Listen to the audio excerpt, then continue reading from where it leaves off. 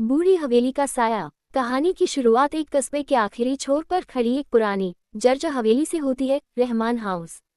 लोगों का कहना था कि हवेली में कोई साया रहता है जो रात बेरात खिड़कियों में घूमता दिखता है, मगर किसी ने उसे करीब से कभी नहीं देखा। हवेली के आसपास की जमीन सालों से खाली थी और रात को तो लोग उस तरफ नजर उठाकर भी नहीं देखते थे। कहानी का असली किरदार है आरिफ, एक 22 साल का लड़का जिसे रोमांच और डरावनी जगहों की खोज करने का शौक था। वह अक्सर अपने दोस्तों के साथ ऐसी जगहों पर जाता, लेकिन इस बार वह अकेला था। वजह ये कि उसके दोस्त उस हवेली में जाने का नाम सुनकर ही डर गए थे। आरिफ के दिमाग में एक ही चीज घूम रही थी, अगर हवेली सच में भूतिया है तो मैं खुद देखकर रहूंगा। रात के करीब 11 बजे वह टॉर्च और कैमरा लेकर हवेली के सामने पहुंचा। हवा में एक अजीब सी ठंडक थी, जबकि मौसम गर्म था। हवेली का मुख्य दरवाजा आधा खुला था, जैसे किसी ने बस अभी अभी उसे धक्का देकर खोला हो। आरिफ ने दरवाजा धकेला, कर्क कर्क। आवाज इतनी भारी और पुरानी थी कि उसके दिल की धड़कन थोड़ी तेज हो गई।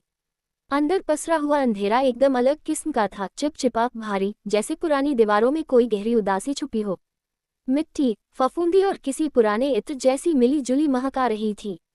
टॉर्च की रोशनी जैसे जैसे आगे बढ़ती, दीवारों पर टंगी पुरानी तस्वीरें नजर आती, जिनमें किसी अमीर खानदान के लोग थे। सभी के चेहरे गंभीर, डराने वाले, जैसे उनकी आंखें अभी भी किसी को देख रही हों। हॉल के बीचों बीच एक बड़ा सा टूटा हुआ झूमर पड़ा था। माना जाता था कि 30 साल पहले इसी झूमर के नीचे हवेली की असली मालकिन फरहीन बीबी की मौत हुई थी। कहा जाता था कि फरहीन बीबी की रूह को चैन नहीं मिला और वह हवेली छोड़कर नहीं गई। इसी सोच में डूबा आरिफ सीढ़ियों की तरफ बढ़ा। ऊपर जाते ही उसके कदमों के नीचे की लकड़ी चीखी, चर्द चर्द। सामने लंबा अंधेरा कॉरिडोर था। बाईं तरफ कमरों की एक कतार, दाईं तरफ टूटी खिड़कियां जिनसे चांदनी अंदर आ रही थी। अचानक उसे पीछे से महसूस हुआ कि कोई उसकी गर्दन के पास से ठंडी हवा फूंक रहा है। वो पलटा, कुछ नहीं, लेकिन उसका दिल धड़कने लगा। वह बड़बड़ाया, शायद मेरा वहम है। फिर उसे एक कम आवाज सुनाई दी, जैसे कोई फुसफुसा रहा हो, जा, वापस जा। आरिफ थिठक गया। उसने टॉर्च घुमाई, कुछ भी नहीं। वह आगे बढ़ा और कॉरिडोर के आखिरी हिस्से में उसे एक कमरा दिखा, जिसका दरवाजा थोड़ा खुला था। दरवाजे के पीछे से हल्की हल्की रोशनी झिलमिला रही थी। हवेली के अंदर रोशनी, जबकि बिजली तो सालों से नहीं थी। उसका डर अब असली था, पर क्यूरियोसिटी उससे भी बढ़ी। उसने दरवाजा धीरे से खोला।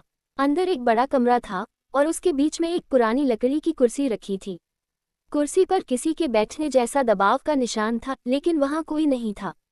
कमरे के कोने में रखा पुराना दर्पण धूल से भरा हुआ था, लेकिन जैसे ही आरिफ उसके करीब गया, धूल अपने आप फिसलकर नीचे गिरने लगी। दर्पण साफ होने लगा, बिना किसी इंसानी हाथ के। आरिफ ने सांस रोक ली।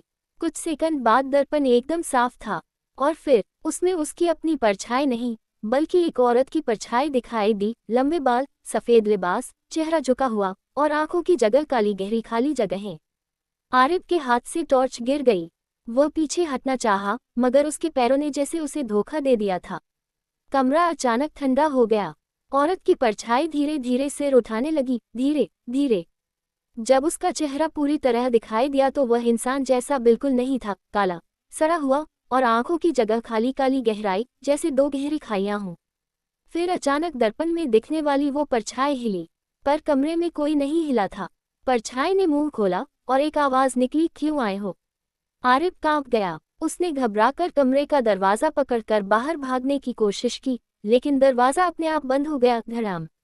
अब कमरा अंधेरे में था, सिर्फ दर्पण में दिखती वो औरत चमक रही थी।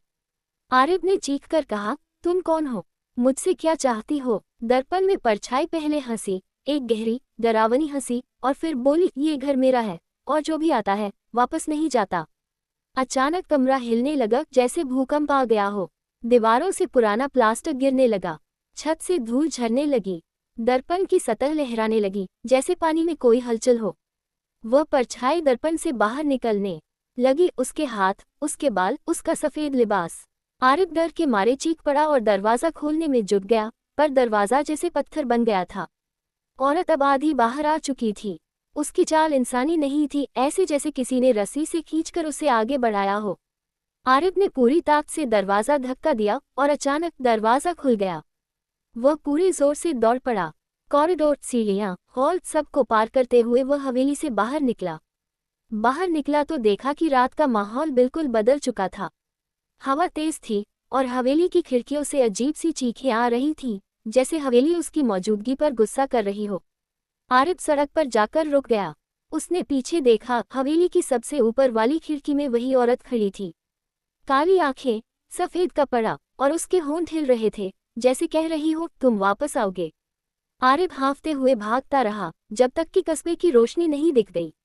उस दिन के बाद से उसने कभी रहमान हाउस की तरफ रुख नहीं किया।